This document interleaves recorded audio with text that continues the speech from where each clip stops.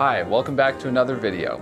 This will be the first part of a series aimed more towards beginner jazz pianists or those coming from a classical background. Today's topic will be, what do I do with my left hand in jazz piano? I get this question asked all the time and also see it posted online everywhere about what do we do with our left hand in jazz piano, especially starting out. So in this video I'm going to talk about what I refer to as the left hand hierarchy and how to go about different ways of orchestrating our left hand throughout the registers of the piano. We're going to be going over 3 different ways. We're going to talk about single note bass lines, root position shell voicings, and rootless voicings. We're going to go over one of the most fundamental things you should be working on as a beginner, or if you're coming from classical piano, a 12-bar blues in the key of F, which you will be playing a lot, and it's a great first step of how to use these different ways to orchestrate your left hand. All right, let's dive right in. So here's the left hand hierarchy. Bass lines work in the low register from about the first C to about the third C, just here's middle C, to about right here, to this range. Root position voicings work in the middle low register from about this G, first G, to about this G 2 octaves up or so. There is some leeway and some give and take, but it's usually what sounds best. Root and sevenths, root third 7 voicings, they'll usually sound best starting around this F, which is F2. That's about an octave and a half below middle C. For rootless voicings, the bottom note is between this D flat and middle C, so about that 1 octave range. As the bottom note of the voicing, that's where they sound best and are most effective. So on screen, there's a picture of this. The 2 notes in each section are the maximums for the bottom and top notes of each way of orchestrating. We're going to start with single note bass lines using just whole notes. So we're going to just hold a note for 4 beats for each bar of the 12-bar blues. This is where you want to use the low register of the piano. Chords don't work here and won't sound good. But for single note bass lines, they sound great and you want to keep them low as this is where they will sound best. They'll stay out of your harmony area and your solo lines area. And if you were to play an open E on a stand-up bass or a contrabass, that would be this first E down here. So if you were to play an E here, just below middle C, that's pretty high for a bass note. Usually, you don't want to be playing bass lines in your chord region. So keep your bass lines low down here is where they will sound best. They're more resonant and they will just sound a whole lot better. So if you're a total beginner and you're trying to get your independence of the hands going, I recommend just playing a bass line with whole notes first before you get into a 2-feel or half-time bass line, which is half notes, or even a walking bass line, which is quarter notes, which is a lot more challenging. So just start with whole notes first. So I'm going to demonstrate that just one time through the form using just whole notes. If you're on a place in the form where it's the same note for more than a bar, like bars 3 and 4, or bars 5 and 6, you can play an octave or you can repeat. So here's one time through the form. We're going to go about 1, 2, 3, 4.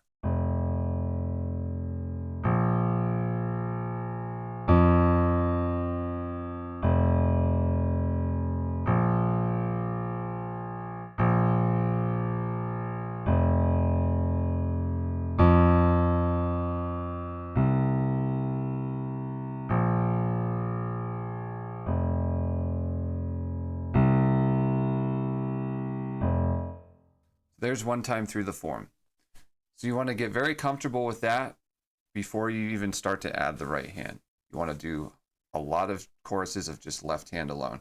For any of these left hand techniques, anything left hand in jazz piano, you want to practice your left hand by itself a lot.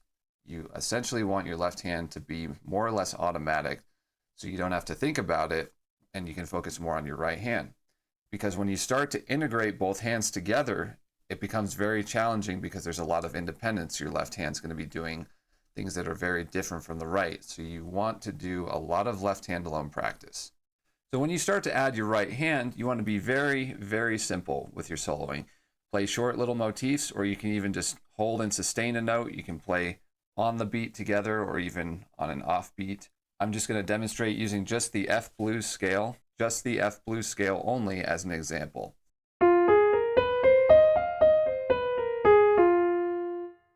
So I'm just going to be using notes from that scale over the same bass line. So here's one chorus as an example. 1, 2, 3, 4.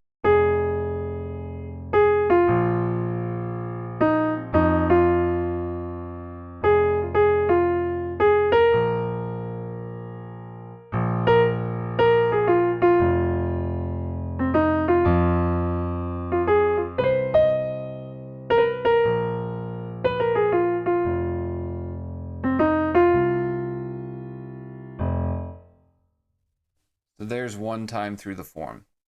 Now you can work on this. You can play just quarter notes or swing eighth notes. For example, you can play just eighth notes or keep your hand in one area and leave some space. But generally you want to work on motifs and motivic development where you just play a phrase with some kind of repetition. You can play it directly, play the same notes in the same rhythm, or you can use variation, which is the same rhythm but different notes. Here's an example of being motivic.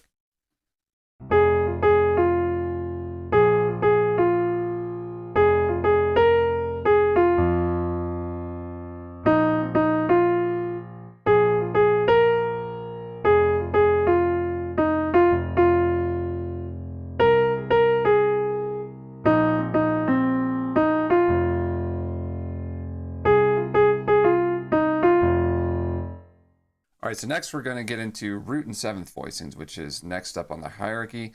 These are root position voicings. With this kind of blues, there's only 3 voicings you need to know for the 1, the 4, and the 5 chord, which is F7, B flat 7, and C7. They will all be root and sevenths, root and flat sevenths of your dominant chords. So F7 would be F and E flat. B flat 7, your 4 chord would be B flat and A flat. The 5 chord would be C and B flat for C dominant 7. So that's in this register here. You want to stay here because if you go down 4 chord down here, it's too low to use. Right? So you can move up here. For C7, again, if you go down, it's a little too low to use. It's just too harmonically dense and too muddy. So generally for the key of F, this area right here works great for root and 7 voicings. So I'm going to go through one time through the form, playing just whole notes, just like we did with the bass lines. 1, 2, 3, 4.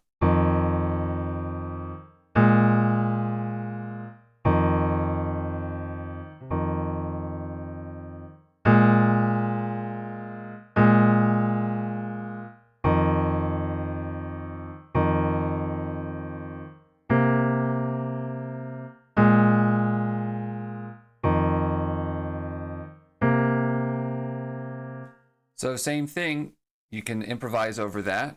You're just playing root and 7 voicings, which will also work. Now, one thing you want to start doing to work on your independence of the hands and get some rhythm and groove happening is play the Charleston rhythm. This is a very well-known comping rhythm in jazz that you can use not only in the blues, but just about any standard or swing tune.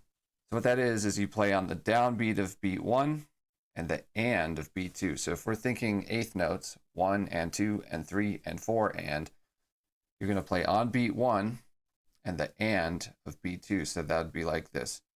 1 and 2 and 3 and 4 and 1 and 2 and 3 and 4 and 1 and 2 and 3 and 4. So one thing you can do to really change things up is if you sustain all the notes or you play them all short, or if you play the first hit sustained and then the second hit short.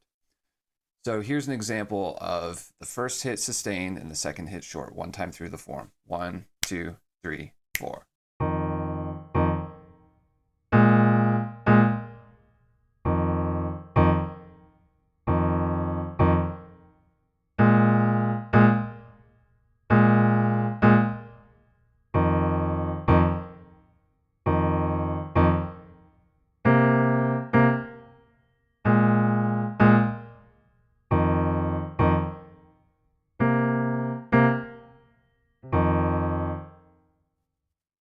So same thing when you start to improvise with your right hand, it's going to be a lot more challenging because your left hand is coming in on an offbeat, and a lot of people are not used to that, especially if you're coming from a classical background or you're brand new to jazz piano. So you want to do this at a very slow tempo at first. This is probably around 90 beats per minute if you're counting every quarter note, like 1, 2, 3, 4. So you might start a little slower than that. You might start around 80 BPM or so, where it's 1, 2, 3, 4.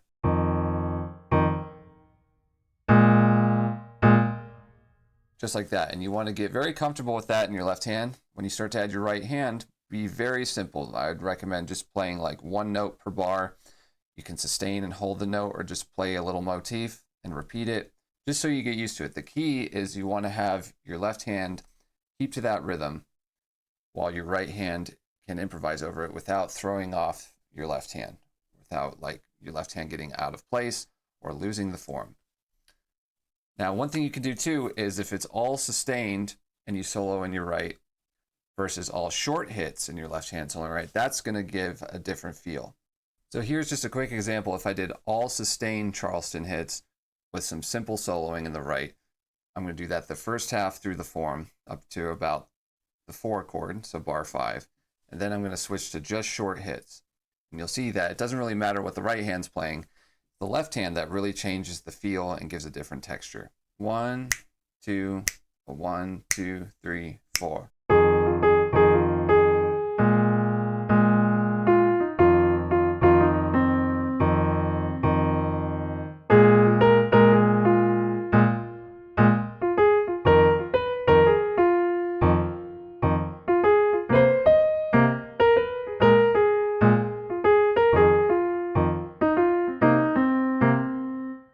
So all I did there was just change my left hand from sustaining to shorter hits. So you can mix and match how you go about that. It's really, again, not what the right hand is doing, it's about the left hand. So you can change up if you're sustaining, if you're playing all short hits, or you can mix them. You can play sustain and then short.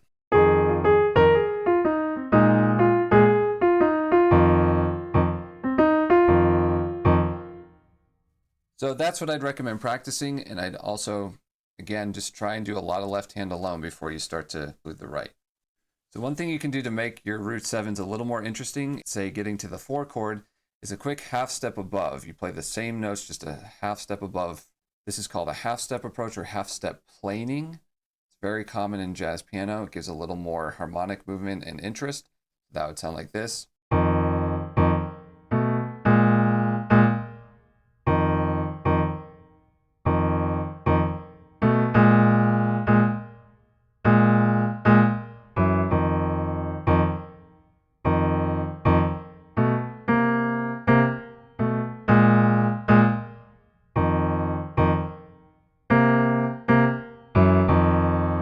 So it's a very quick thing, and you don't want to do it on every chord change because it can sound a little redundant or just you're using it too much. But every so often, like every 4 bars or so, it can be a nice thing, especially going into the 4 chord to the B flat 7 can be a nice thing. You'll notice that a lot in jazz piano, whether it's just left hand voicings or two-handed voicings, when people are comping or accompanying other people, you'll hear a lot of half step things. So it's a great thing to use, but start with the first way of just those 3 voicings before you start doing that. Okay, so that's root and 7s. Next up in the hierarchy, you can do the same thing rhythmically with rootless voicings using dominant 9 and dominant 13s. I have another video on that if you're not familiar with those voicings, going over blues in the key of C. The link is in the description below. So if you're not familiar with those voicings, I'd recommend you watch that video first. So I'm going to use an F13, which is the 7th, the 3rd, and the 13, or the 6 of an F major scale is the 6 or the 13, same note. So a 13 voicing starts with the 7 on the bottom, the 3rd, and the 13 on top. So that's going to lead really nicely to a B flat 9. And notice the shells, your 3rd and 7, just move down a half step when I go from 1 to 4. Which sounds like this.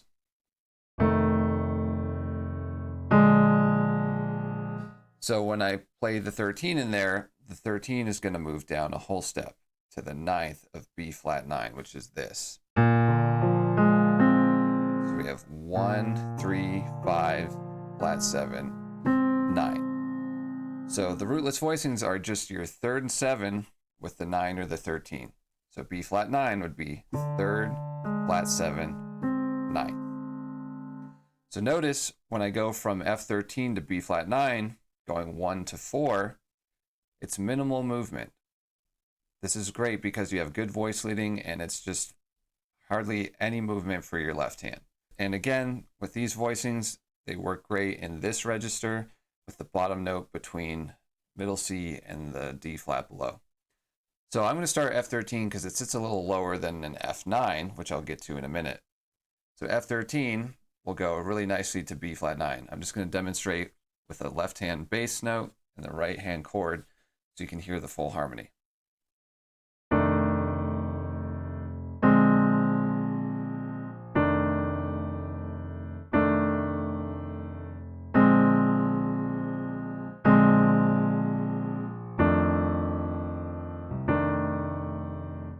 So when you go to the 5 chord, the C7, you can go to C9. All you have to do is move the shells of your F7 up a half step. Now you have the third and the flat 7 for C dominant. That'd be this, going from bar 8 to bar 9 through the end of the form.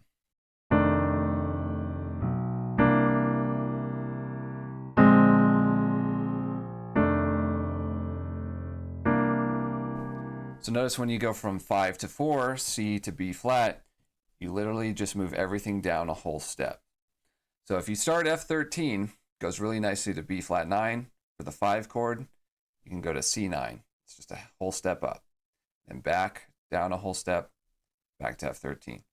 So same thing, you can practice Charleston rhythm with that, or just whole notes to start to get comfortable.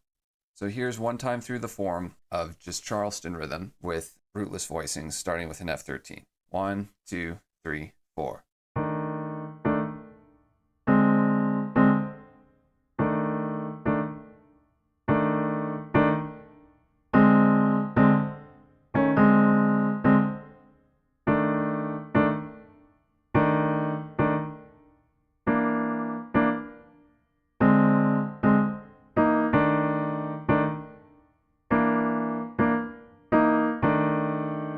So I was doing some half steps there, just some half step planing and half step approaching. Okay, so that's where you can start for an F13. You can also start from an F9, which sits a little bit higher up in register for this key. Your right hand will have to play a little bit higher, but that's fine. So for an F9, it's third, 7, 9th. We're basically just doing the opposite of what we just did. So if you start F9,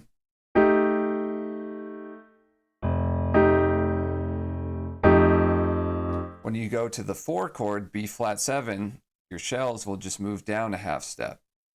So you have F9 to B flat 13. The top note will stay the same. So here's what that sounds like.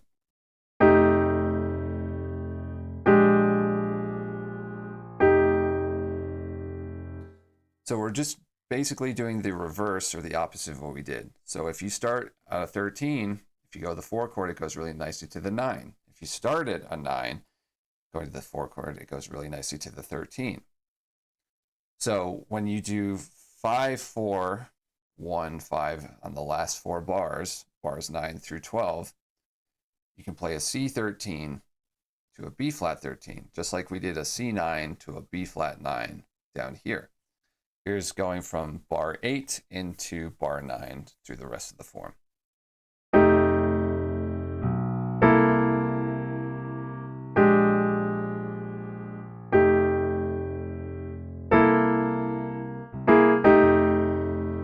I just did a half step into F9 at the end there.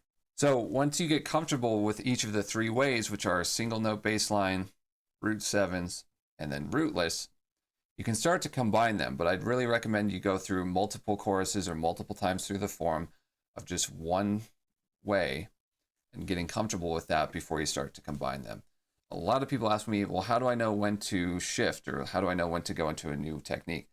Generally, there's not a lot of rules on that, but you do want to stick to something for a good bit. You don't want to just change up the texture or different technique every other bar. I'd stick to it for at least a couple bars. And generally what's going to determine that is where I start and where I'm going. So if I start root 7s and I come up, I might venture into rootless territory and I might stay there for a bit. If I start rootless and start working my way down, I might go more into root position. So here's an example. Let's say I start root position, root 7s. 1, 2, 3, 4.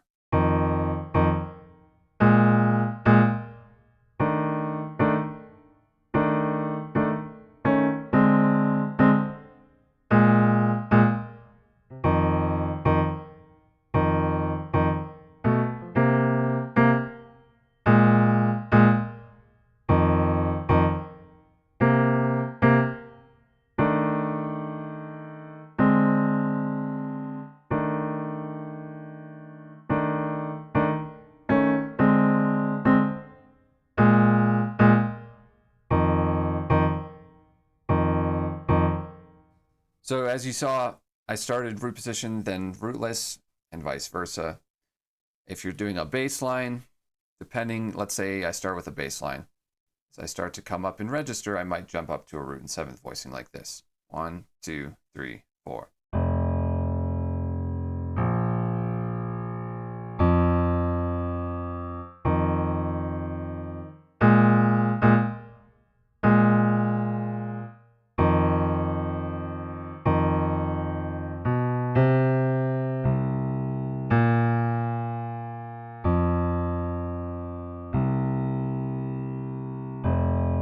So yeah, your bass line can be a little higher. Just make sure it's not like coming up any higher than that. But yeah, you'll notice a lot of players, once you get comfortable, they're freely mixing between different left-hand registers and different types of orchestration using these kind of techniques. There's more, but I just want to give you something that's very doable and achievable as a beginner. And a lot of these same techniques will translate into just about any standard, especially solo piano. You can use all 3 ways and even some more on just about any tune. And a lot of the same rhythmic techniques will translate. You can do Charleston, you can do reverse Charleston, some other comping patterns, but a lot of these same techniques will translate to any tune. So the reason we start with the blues is because it's harmonically simple compared to most jazz standards. We're only using 3 chords basically, the 1, the 4, and the 5. So you want to start with this and get very comfortable with that and be able to improvise over it while keeping good time and rhythm before you move on. You want to spend a lot of time on this. You can try other keys. Some other common blues keys in jazz would be B flat, G, E flat, and maybe C. The rest of the keys are not nearly as common. If you play with guitar players, you might try it in E or A, if they are tuned in that key, or even D. But generally, B flat, F, G, and E flat. If you get it down in those 3 to 4 keys, you'll be in good shape. Here's one last demonstration where I'm going to try and use all 3 techniques with just some simple soloing using the blues scale, leaving lots of space.